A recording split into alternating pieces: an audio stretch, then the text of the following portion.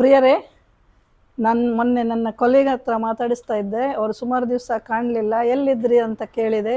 ಆಗ ಅವ್ರು ಹೇಳಿದರು, ನಾನು ಹುಷಾರಿರಲಿಲ್ಲ ಹಿಲ್ಡಾ, ನನಗೆ ಯೂರಿನ್ ಇನ್ಫೆಕ್ಷನ್ ಆಗಿತ್ತು, ನನಗೆ ಯಾವಾಗಲೂ ಯೂರಿನ್ ಇನ್ಫೆಕ್ಷನ್ ಆಗ್ತದೆ ಅಂತ. ಪ್ರಿಯರೇ, ನಾವು ಪೆರಿಮೆನೋಪಾಸ್ಗಳ ಲಕ್ಷಣಗಳನ್ನು ನೋಡಿದ್ವಿ. ಕೆಲವು ರೆಡ್ ಫ್ಲ್ಯಾಶಸ್, ಸ್ಲೀಪ್ ಡಿಸಾರ್ಡರ್ ಮತ್ತು ಮುಟ್ಟಿನ ಏರುಪೇರು, ಇದು ಅವಾಗವಾಗ ಆಗುವ ಯೂರಿನ್ ಇನ್ಫೆಕ್ಷನ್ಗೊಂದ ಒಂದು ಪೆರಿಮೆನೋಪಾಸ್ನ ಲಕ್ಷಣ. ನಾನು ಡಾಕ್ಟರ್ ಹಿಲ್ಡಾ ಡಿಸೋಜ. ನನ್ನ ಚಾನೆಲ್ ಮೈ ಹೆಲ್ತ್ ಮೈ ಪ್ರಯಾರಿಟಿಗೆ ನಿಮಗೆ ಸ್ವಾಗತ. ಈ ಪೆರಿಮೆನೋಪಾಸಲ್ ಲಕ್ಷಣಗಳಲ್ಲಿ ಯೂರಿನ್ ಇನ್ಫೆಕ್ಷನ್ ಅಥವಾ ಗಡಿ ಬರುವ ಯೂರಿನ್ ಇನ್ಫೆಕ್ಷನ್ ಕೂಡ ಒಂದು. ಅದು ಯಾಕೆ ಬರ್ತದೆ ಅಂತ ನೋಡ್ಲಿಕ್ಕೆ ಹೋದರೆ ನಾವು ಇದು ಕೂಡ ಒಂದು ಈಸ್ಟ್ರೋಜನ್ ಕಮ್ಮಿ ಆಗೋದ್ರಿಂದ ಆಗುವ ಲಕ್ಷಣ. ಈಸ್ಟ್ರೋಜನ್ ಕಡಿಮೆ ಆಗುವಾಗ ನಮ್ಮ ದೇಹದ ಎಲ್ಲ ಲೈನಿಂಗ್ ಎಪಿಥೀಲಿಯಮ್ಗಳು, ವಜೈನಲ್ ಎಪಿಥೀಲಿಯಮ್ ಇರ್ಬೋದು, ಯೂರಿನರಿ ಇರ್ಬೋದು, ಸ್ಕಿನ್ ಇರ್ಬೋದು, ಎಲ್ಲ ಡ್ರೈ ಆಗ್ತಾ ಇರ್ತದೆ. ಇದರಿಂದ ವಜೈನದಲ್ಲಿ ಸಣ್ಣ ಸಣ್ಣ ಕಟ್ಟುಗಳಾಗಿ ವಜೈನಲ್ಲಿ ಇನ್ಫೆಕ್ಷನ್ ಆಗ್ತಿರ್ಬೋದು, ಅಲ್ಲಿಂದ ಯೂರಿನ್ ಇನ್ಫೆಕ್ಷನ್ ಆಗ್ತಿರ್ಬೋದು. ಹಾಗೆ ಗುದದ್ವಾರದಿಂದ ಕೂಡ ಯೂರಿನ್ ಇನ್ಫೆಕ್ಷನ್ ಆಗ್ತಿರ್ಬೋದು. ಈ ವಯಸ್ಸಿನಲ್ಲಿ ಹೆಂಗಸರು ಸ್ವಲ್ಪ ಜಾಗ್ರತೆ ವಹಿಸ್ಕೊಂಡ್ರೆ ಯೂರಿನ್ ಗಡಿ ಇನ್ಫೆಕ್ಷನ್ ಆಗೋದನ್ನು ನಾವು ತಡೀಬೋದು. ಮೂತ್ರ ವಿಸರ್ಜನೆಗೆ ಹೋದಾಗ ಪ್ರತಿ ಸರಿ ಅದು ಮಾಯಿಶ್ಚರನ್ನು ನಾವು ಒರೆಸ್ಬೇಕು, ಟಿಶ್ಯೂ ಪೇಪರಿಂದ ಅಥವಾ ಒಂದು ಒಳ್ಳೆ ಹತ್ತಿ ಬಟ್ಟೆಯಿಂದ ಒರೆಸಿ ಎಲ್ಲ ಡ್ರೈ ಇಡುವ ಹಾಗೆ ನೋಡಿಕೊಂಡ್ರೆ, ಆಮೇಲೆ even vaginal cleanliness, intimate cleanness, soap ಹಾಕಿ ತೊಳೆದು ಸ್ವಚ್ಛ ಇಟ್ಕೊಂಡ್ರೆ, ಹಾಗೂ ಒಳ ಉಡುಪುಗಳನ್ನು ಯಾವಾಗಲೂ ತೇವಾಂಶ ರಹಿತ ಇಟ್ಕೊಂಡ್ರೆ, ಅಂದರೆ ಆವಾಗವಾಗ ಬದಲಿಸಿ 2 ಸರಿ ಅಥವಾ 3 ಸರಿ ಬದಲಿಸಿ ಒದ್ದೆ ಬಟ್ಟೆ ಹಾಕದೆ ಇದ್ದರೆ ಈ ವೆಜೈನಲ್ ಡ್ಯಾಂಪ್ನೆಸ್ಸಿಂದ ಯೂರಿನ್ ಇನ್ಫೆಕ್ಷನ್ ಆಗೋದನ್ನು ಕೂಡ ತಡೆಗಟ್ಬೋದು. ಹಾಗೆ ನೀರು ಜಾಸ್ತಿ ಕುಡಿಯೋದ್ರಿಂದ, ಗಡಿ ಮೂತ್ರ ವಿಸರ್ಜನೆ ಮಾಡೋದ್ರಿಂದ, ಮೂತ್ರ ಕಟ್ಟಿ ಇಡದೆ ಮೂತ್ರ ವಿಸರ್ಜನೆ ಮಾಡೋದ್ರಿಂದ ಕೂಡ ಯೂರಿನ್ ಇನ್ಫೆಕ್ಷನ್ ಆಗದಂತೆ ತಡೆಗಟ್ಟಬಹುದು. ಈ ಟಾಯ್ಲೆಟಿಗೆ ಹೋಗಿ ಒರೆಸುವಾಗ ಟಿಶ್ಯೂ ಪೇಪರ್ ಅಥವಾ ಬಟ್ಟೆಯಿಂದ ಒರೆಸುವಾಗ ಹಿಂದಿನಿಂದ ಮುಂದೆ ಒರೆಸಬಾರ್ದು, ಮುಂದಿನಿಂದ ಹಿಂದೆ ಒರೆಸಬೇಕು. ಯಾಕಂದರೆ ನಮ್ಮ ಹೆಂಗಸರಲ್ಲಿ ಯೋನಿದ್ವಾರ, ಮೂತ್ರದ್ವಾರ ಹಾಗೂ ಗುದದ್ವಾರ ಹತ್ತಿರ ಒಂದೇ ಲೈನಲ್ಲಿ ಇರುವುದರಿಂದ ಹಿಂದಿಂದ ಒರೆಸಿದರೆ ಆ ಗುದದ್ವಾರದಿಂದ ಏನಾದರೂ ಕೊಳಕು ಇದ್ದರೆ, ಬ್ಯಾಕ್ಟೀರಿಯಾ ಇದ್ದರೆ ಸ್ಪ್ರೆಡ್ ಆಗಿ ಯೂರಿನ್ ಇನ್ಫೆಕ್ಷನ್ ಆಗ್ಬೋದು.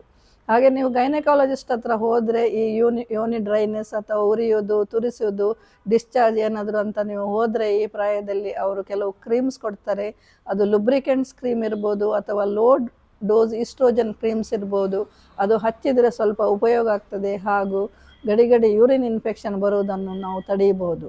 ಹಾಗೆ ಯೋನಿಯ ಸ್ವಚ್ಛತೆ ಮತ್ತು ಯೂರಿನ್ ಮಾಡಿದ ಮೇಲೆ ಒರೆಸೋದು, ಡ್ರೈ ಇಡುವುದು, ಹಾಗೂ ಜಾಸ್ತಿ ನೀರು ಕುಡಿದು ಮೂತ್ರ ಕಟ್ಟಿಕೊಳ್ಳದಾಗೆ ಸರಿಯಾಗಿ ಮೂತ್ರ ವಿಸರ್ಜನೆ ಮಾಡಿದರೆ ಈ ಗಡಿ ಯೂರಿನ್ ಇನ್ಫೆಕ್ಷನ್ ಬರದಂಗೆ ನಾವು ತಡೀಬಹುದು.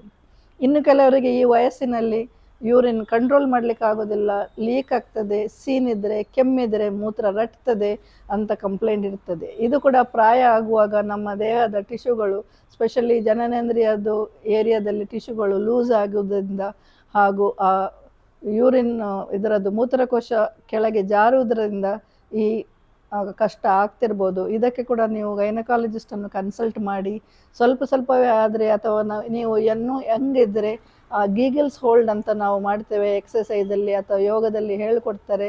ನಾವು ಮೂತ್ರ ಹಿಡ್ಕೊಳ್ಳುವ ಎಕ್ಸಸೈಸ್, ಅದನ್ನು ಒಳಗೆ ಎಲ್ಲ ಏರಿಯಾ ಒಳಗೆ ಎಳೆದುಕೊಂಡು ಸ್ವಲ್ಪ ಹೊತ್ತು ಹಿಡ್ಕೊಂಡು ಮತ್ತೆ ಬಿಡೋದು, ಅದನ್ನು ಎಕ್ಸಸೈಸನ್ನು 10-15 ಬಾರಿ 2-3 ಸರಿ ರಿಪೀಟ್ ಮಾಡಿದರೆ ಈ ಏರಿಯಾದಲ್ಲಿ ಮಸಲ್ಸ್ಗಳನ್ನು ಸ್ಟ್ರಾಂಗ್ ಮಾಡಿ ಇದನ್ನು ಸ್ವಲ್ಪ ಹತೋಟಿಯಲ್ಲಿ ಇಡಬಹುದು. ನಾನು ಈ ನೀರಿನ ಬಗ್ಗೆ ಮಾತಾಡುವಾಗ ನಮ್ಮ ಮೊನ್ನೆ ಕೊಲೀಗೊಬ್ಬರು ಹೇಳಿದರು, ಹಿಲ್ಡಾ ಒಂದು ಡಿಹೈಡ್ರೇಷನ್ ಬಗ್ಗೆ ಒಂದು ಪೋಸ್ಟ್ ಮಾಡು ಅಂತ. ಎಲ್ಲರಿಗೂ ಗೊತ್ತಿದೆ ನೀರು ಕುಡಿಬೇಕು ಅಂತ, ನೀರು ಕಡಿಮೆ ಆದರೆ ಡಿಹೈಡ್ರೇಷನ್ ಆಗ್ತಿದೆ ಅಂತಲೂ ಗೊತ್ತಿದೆ. ಆದರೆ ಕೆಲವರು ಕಡಿಮೆ ನೀರು ಕುಡಿತಾರೆ, ಕೆಲವರು ತುಂಬ ಕುಡಿತಾರೆ, ಇನ್ನು ಕೆಲವರು ಸೋಷಿಯಲ್ ಮೀಡಿಯಾ ನೋಡಿ ಅತಿ ಜಾಸ್ತಿ ನೀರು ಕುಡಿತಾರೆ. ಸೊ ಎಲ್ಲರಿಗೂ 6ರಿಂದ 8 ಗ್ಲಾಸಿನಷ್ಟು ನೀರು ಬೇಕಾಗ್ತದೆ. 2-3 ಲೀಟರಷ್ಟು ನೀರಿನ ಅವಶ್ಯಕತೆ ಇರುತ್ತದೆ. ಬೆಳಗ್ಗೆ ಎದ್ದ ತಕ್ಷಣ ಸ್ವಲ್ಪ ಬೆಚ್ಚನೆಯ ನೀರು ಕುಡಿದರೆ ದಿನಚರಿ ಮಾಡಲು ಸುಲಭ ಆಗ್ತದೆ. ಇಡೀ ದಿವಸ ನೀರನ್ನು ಹಂಚಿ ಇಡೀ ದಿವಸ ಕುಡಿಯಬೇಕು. ಕೆಲವರು ಒಂದೇ ಸರಿ 2-3 ಲೀಟರ್ ಕುಡಿತಾರೆ, ಬೆಳಗ್ಗೆ ಎದ್ದ ತಕ್ಷಣ ಖಾಲಿ ಹೊಟ್ಟೆಯಲ್ಲಿ 2 ಲೀಟರ್ ಕುಡಿತೇನೆ ಅಂತ ಹೇಳ್ತಾರೆ. ಅದು ಸರಿಯಲ್ಲ. ನಮ್ಮ ದೇಹಕ್ಕೆ ಇಡೀ ದಿವಸ ನೀರಿನ ಅವಶ್ಯಕತೆ ಇರುತ್ತದೆ. ಅವರವರ ದೇಹದ ಅನುಸಾರವಾಗಿ, ಅವರವರ ಕೆಲಸಕ್ಕೆ ಅನುಸಾರವಾಗಿ ಹಾಗೂ ಹವಾಮಾನಕ್ಕೆ ಅನುಸಾರವಾಗಿ ನಾವು ನೀರು ಕುಡಿಬೇಕಾಗ್ತದೆ. ಚಳಿಗಾಲದಲ್ಲಿ ಸ್ವಲ್ಪ ಬಾಯಾರಿಕೆ ಕಡಿಮೆ ಆಗ್ತಿರ್ಬೋದು, ಅಥವಾ ಬಿಸಿಲಲ್ಲಿ ಕೆಲಸ ಮಾಡುವವರಿಗೆ ಸ್ವಲ್ಪ ನೀರು ಜಾಸ್ತಿ ಬೇಕಾಗಿರ್ಬೋದು. ಆದರೂ ಎಲ್ಲರೂ ನೀರು ಕುಡಿಯಲೇಬೇಕು. ಈ ಪ್ರಾಯ ಆಗುವಾಗ ನೀರು ಕುಡಿಲಿಕ್ಕೆ ಬಾಯಾರಿಕೆ ಆಗೋದಿಲ್ಲ, ಕೆಲವರಿಗೆ ಮರ್ತು ಹೋಗ್ತದೆ. ಹಾಗಾಗಿ ನೀರಿನ ಬಾಟ್ಲಿ ಎದುರು ಯಾವಾಗಲೂ ಕಣ್ಣೆದುರು ಇಟ್ಟರೆ ನೀರು ಕುಡಿಯಲಿಕ್ಕೆ ನೆನಪಾಗ್ತದೆ.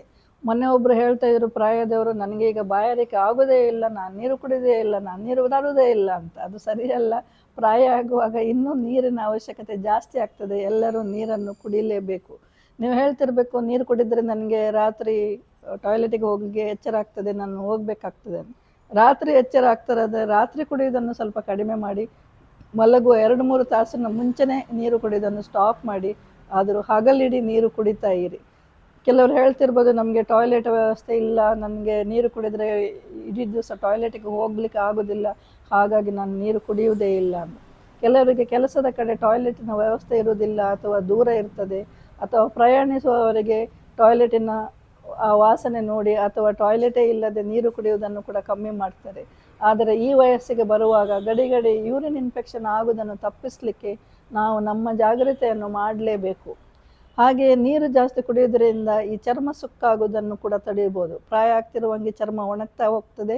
ಅದಕ್ಕೋಸ್ಕರ ಈ ಸರಿ ನೀರು ಕುಡಿದರೆ ಈ ಚರ್ಮ ಸುಕ್ಕಾಗುವುದನ್ನು ಕಡಿಮೆ ಮಾಡ್ಬೋದು. ಹಾಗೆಯೇ ಈ ಪ್ರಾಯ ಬರುವಾಗ ಮಾಯಿಶ್ಚರೈಸರ್ ಹಚ್ಚಬೇಕಾಗ್ತದೆ. ಕೆಲವರು ಹೇಳ್ತಿರ್ಬೋದು, ನಾನು ಏನು ಹಚ್ಚುವುದಿಲ್ಲ ಅಂತ. ಯಂಗಿರುವಾಗ ಈಸ್ಟ್ರೋಜನ್ ನಮ್ಮ ಸ್ಕಿನ್ನಿಗೆ ಸ್ವಲ್ಪ ಆಯಿಲ್ ಸೆಕ್ರಿಷನ್ ಮಾಡಿ ಡ್ರೈ ಆಗದಂಗೆ ನೋಡ್ತಾ ಇರ್ತದೆ. ಆದರೆ ಪ್ರಾಯ ಆಗುವಾಗ ಇದು ಕಡಿಮೆ ಆಗೋದ್ರಿಂದ ನಾವು ಸ್ವಲ್ಪ ಮಾಯಿಶ್ಚರೈಸರು, ವ್ಯಾಸಲಿನ್ನು, ತೆಂಗಿನೆಣ್ಣೆ ಏನಾದರೂ ಹಚ್ಚಿ ನಮ್ಮ ಸ್ಕಿನ್ ಕೇರ್ ನಾವು ಮಾಡಬೇಕಾಗ್ತದೆ. Ladies, pamper yourself, give some self love, self care, give priority to your health. ಹಾಗೆ ನನ್ನ channel my health my priority follow ಮಾಡ್ತಾ ಇರಿ.